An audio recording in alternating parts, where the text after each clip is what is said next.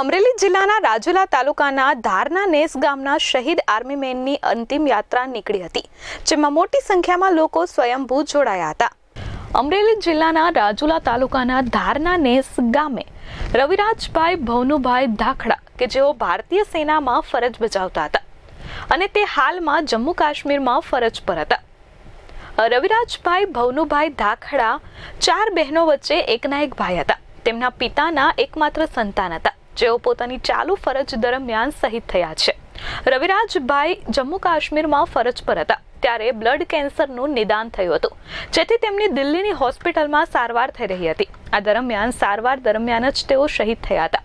તેમના પાર્થિવ દેહને અમરેલીના રાજુલા શહેરમાં પુંજાબાપુ ગૌશાળા ખાતેથી વીર જવાનની અંતિમ યાત્રા શરૂ થઈ હતી અને રાજુલામાં ફરી તેમના ગામ ધારના નેસ પહોંચી અને ત્યાં સંપૂર્ણ લશ્કરી સન્માન સાથે અંતિમ વિદાય આપવામાં આવી હતી.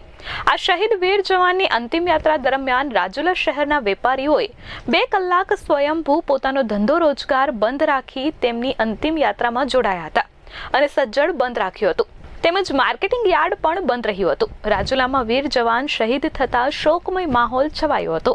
Dharmesh Mehta, S24 news, Amreli.